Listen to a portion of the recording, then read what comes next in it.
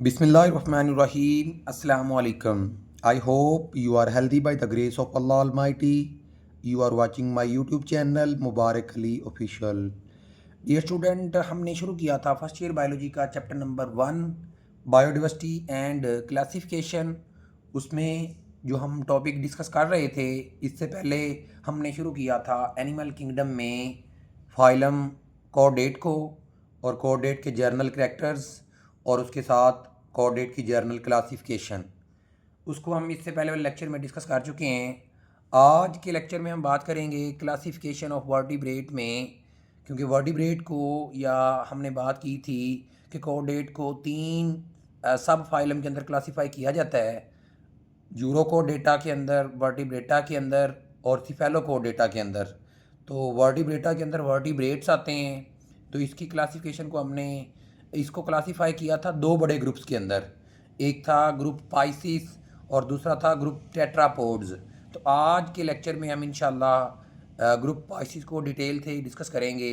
अगर हम बात करें ग्रुप पाइसिस की, तो ये क्या करता है, इट इंक्लूड 3 क्लासेस। इसके अंदर 3 क्लासेस आ जाती हैं और वो क्लासेस कौन कौन सी हैं। एक है साइक्लोस्टोमेटा। अब ये देखते हैं साइक्लोस्टोमेटा क्या है। उसके बाद दूसरी क्लास है कॉन्डिकथीज और तीसरी क्लास है ऑस्टिकथीज। अब ये लफ्ज़ जहाँ पे आखिर पे थीज आ जाता है तो ये फ़िशेस के लिए है। फ़िशेस के लिए एक ब्रांच बोला जाता है इथियोलॉजी। बेसिकली ऐसी स्टडी होती है जिसमें हम क्या करते हैं, फ़िश की स्टडी करते हैं। तो हम डायरेक्टली चलते हैं अपने टॉपिक की तरफ, ग्रुप पाइसिस की तरफ। इसके साथ थोड़ा सा ये देख सकते हैं कि ग्रुप टेट्रापोड्स को हम बाद में देखेंगे कि इसको इंक्लूड करता है। 4 क्लासेस आती हैं। एम्फीबिया जिसमें एम्फीबियंस आ जाते हैं, रेप्टिलिया जिसमें रेप्टाइल आ जाते हैं, एवीज जिसमें बर्ड आ जाते हैं, मेमेलिया जिसके अंदर मैमल्स आ जाती हैं। अब ये टेट्रापोड जो होते हैं, इसके नाम से ही जाहिर था, टेट्रा का मतलब 4 और पोड का मतलब इसकी लिम्स। इनके पास क्या होती हैं, 4 लिम्स होती हैं। तो इनको इंशाल्लाह इसके बाद वाले लेक्चर में शुरू करेंगे क्लास एम्फीबिया को। आज हम बात करेंगे किस चीज़ की, जस्ट ग्रुप पाइसिस की, कि ग्रुप पाइसिस के अंदर क्या क्या मेंबर्स हैं, कितनी क्लासेस हैं, इनको डिटेल से डिस्कस करेंगे। तो ग्रुप पाइसिस का जो पहला मेंबर है या जो पहली क्लास है वो कौन सी है, क्लास साइक्लोस्टोमेटा। तो इसकी एटिमोलॉजी अगर आप देखेंगे, साइक्लो और स्टोमेटा 2 लफ्ज़ हैं। साइक्लो का मतलब होता है सर्कुलर और स्टोमेटा का मीन माउथ। मीन ये ऐसी मछलियां हैं, ऐसी फिशेस हैं जिनका माउथ क्या होता है, सर्कुलर होता है। जिस तरह से आपको ये डायग्राम के अंदर नज़र भी आ रहा होगा, इस डायग्राम के ऊपर थोड़ा सा गौर करिएगा। तो इसका माउथ अगर आप देखेंगे तो इस डायग्राम के ऊपर आपको नज़र आएगा कि इनका माउथ क्या है, सर्कुलर है, गोल है। और ये ऐसी फिशेस हैं जिनकी बॉडी के अंदर जाज नहीं होते, ठीक है। और इनकी जो बॉडी है वो ईल की तरह होती है, बिल्कुल ईल लाइक स्ट्रक्चर होता है। तो ईल लाइक स्ट्रक्चर भी आपको, या इनकी बॉडी का जो स्ट्रक्चर है ये भी आपको सामने नज़र आ रहा होगा। और इसकी बॉडी के अंदर जो स्केल है वो नहीं होते। ईल लाइक स्ट्रक्चर मौजूद है लेकिन उसके ऊपर स्केल नहीं है। अगर हम इसके स्केल्टन की बात करें तो कार्टिलेजिनियस स्केल्टन है। उसके बाद बात करेंगे इसका जो हार्ट है वो सिंगल सर्किट हार्ट है। तो इसकी अगर बात करें सिंगल सर्किट हार्ट और डबल सर्किट हार्ट, तो ये थोड़ा सा आपने देखना है कि मिसाल के तौर पे ये हार्ट है। हार्ट से जो ब्लड है वो किधर जाएगा, गिल्स की तरफ, और गिल से ब्लड जाएगा दोबारा डायरेक्ट बॉडी की तरफ और बॉडी से हार्ट की तरफ। तो ये एक ही सर्किट है। तो इस वजह से इस सर्किट को क्या बोलती हैं, सिंगल सर्किट हार्ट। एक ये होता है कि बाज़ दफ़ा पहले जो ब्लड है वो हार्ट से किधर जाता है, लंग्स की तरफ, और लंग्स से दोबारा जाता है हार्ट की तरफ, और इस तरह से फिर एक साइड से क्या जा रहा होता है बॉडी में, और दूसरे बॉडी से फिर किधर आ रहा होता है, हार्ट में। तो इधर आप देखेंगे तो एक ये साइकिल है और एक ये है, या एक सर्किट ये है, दूसरा ये है। तो इस तरह से जो ब्लड की फ़्लो है ये डबल सर्किट है। तो ये जो बाकी क्लासेस जो हमने पढ़नी है उन चारों के अंदर क्या होगा, डबल सर्किट हार्ट होगा। फिशिज के अंदर क्या होता है, सिंगल सर्किट हार्ट होता है। तो ये पॉइंट एमसीक्यू के हवाले से बहुत ही इंपॉर्टेंट है। उसके बाद फर्टिलाइजेशन की बात करें तो फर्टिलाइजेशन इनकी बॉडी के अंदर क्या होती है, एक्सटर्नल। अब हार्ट में ये बात भी आपने याद रखनी है, एमसीक्यूज के हवाले से बहुत इंपॉर्टेंट है कि सिंगल सर्किट हार्ट है, उसका एक आर्ट्रिया और एक वेंट्रिकल होता है। मीन ये अगर हार्ट है तो हार्ट के ऊपर क्या होगा ट्रिया और नीचे क्या होगा वेंट्रिकल होगा। उसके बाद नो पेयर अपेंडिजेस, जिस तरह से ये एक आपको स्ट्रक्चर नज़र आ रहा है, फिश की बॉडी के ऊपर डिफरेंट तरह के फिन्स होते हैं, डोर्सल फिन है, कोडल फिन है, उसके बाद पेल्विक फिन है, पेक्टोरल फिन हैं, तो ये पेयर अपेंडिजेस इनको बोलते हैं। तो इन फिशेस की बॉडी के ऊपर आपको ये पेयर अपेंडिजेस नज़र नहीं आएंगी। और ये बहुत इंपॉर्टेंट एमसीक्यूज़ कि इनका जो माउथ है वो सेक्टोरियल होता है और इसकी बॉडी की वेंट्रल साइड पे होता है। तो ये मैं पहले भी डिस्कस कर चुका हूँ, कोई भी जिस्म है, कोई भी चीज़ है, अगर मिसाल के तौर पे ये एक बॉडी है, इसकी ये वाली साइड जो है ये डोर्सल है, ये वाली साइड वेंट्रल है, और इसका जो माउथ होगा बेसिकली इन फिशेस का वो क्या होगा बॉडी के वेंट्रल साइड पे होगा।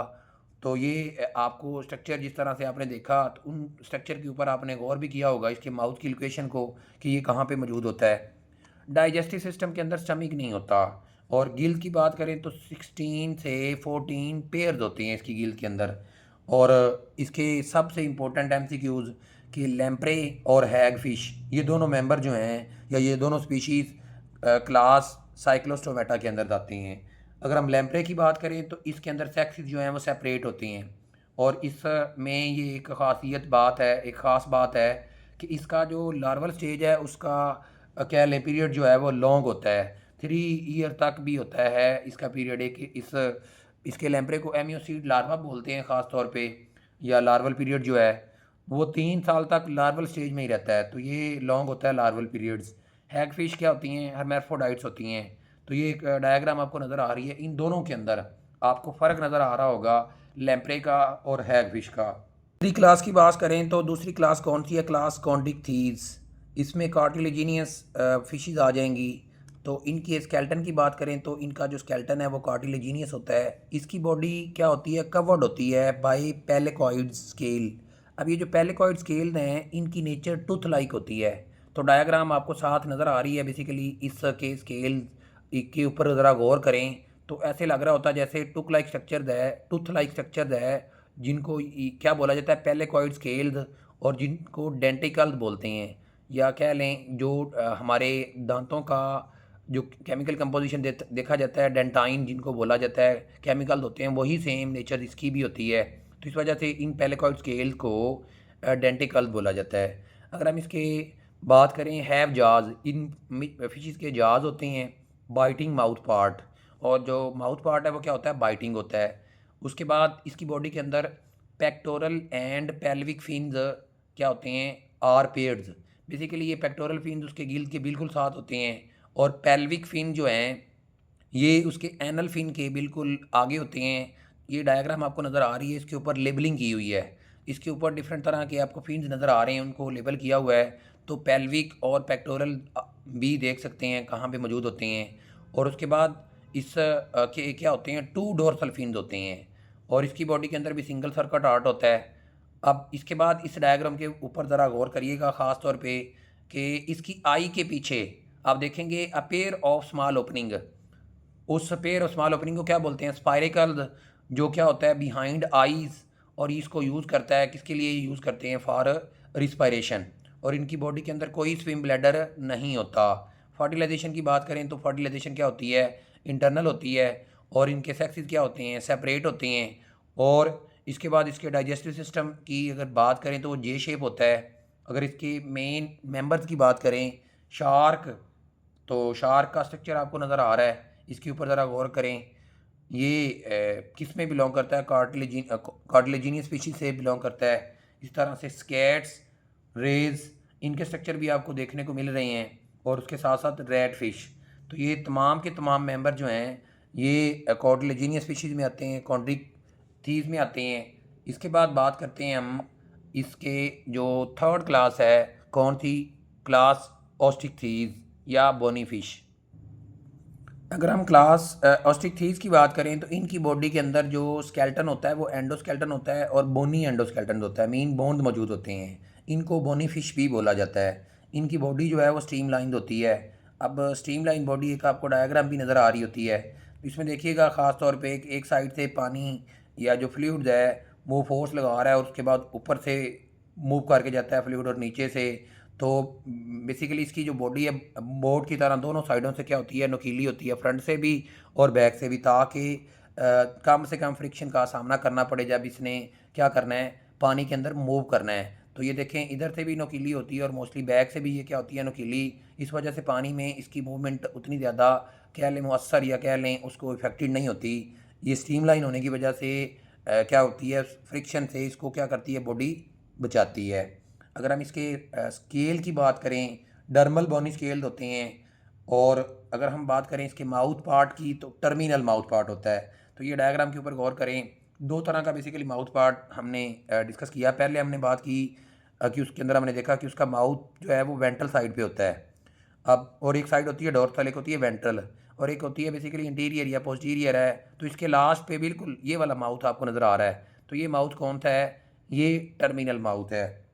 और सबसे इंपॉर्टेंट एमसीक्यूज कि नोटोकॉड जो है वो रिप्लेस्ड हो जाती है बाय वर्टिब्रल कॉलम के अंदर, लेकिन कुछ स्पीशीज़ के अंदर या कह लें कुछ बोनीफिश के अंदर ये क्या क्या रहती है, रिटेन रहती है, बरकरार रहती है।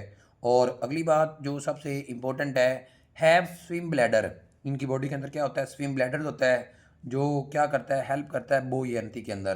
तो बोयंती के लिए भी मैंने एक डायग्राम इधर शो किया है, इस डायग्राम के ऊपर आप ज़रा गौर करें।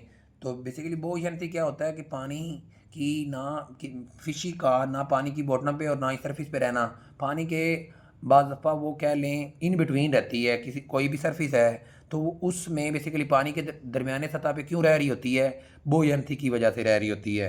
अब बोयंती क्या होता है, ये अपवर्ड फोर्स होती है जो एक्सर्ट की जाती है किसी भी फ्लूइड से किसी भी ऑब्जेक्ट के ऊपर। तो ये बेसिकली स्विम ब्लैडर होने की वजह से बोनी फिश में बोयंती को क्या करते हैं, मेंटेन करते हैं। और इनके पास भी क्या होते हैं, have median and paired fin. अब जो पेयर्ड फिन होती हैं, पेल्विक और पेक्टोरल फिन जो होती हैं उनको पेयर्ड फिन बोला जाता है। एनल फिन हो गया, डोर्सल फिन हो गया, कॉडल फिन हो गया, ये सारे के सारे मीडियन फिन हैं और ये अनपेयर्ड फिन हैं, इनकी बॉडी के अंदर मौजूद होती हैं। अगर हम इसके गिल्स की बात करें तो कंटेन करता है 4 पेयर्स ऑफ गिल्स की। उसके बाद इस के लिए ये एक बहुत इंपॉर्टेंट शॉर्ट क्वेश्चन है कि a protective bony flap called operculum which is help in protection of gills.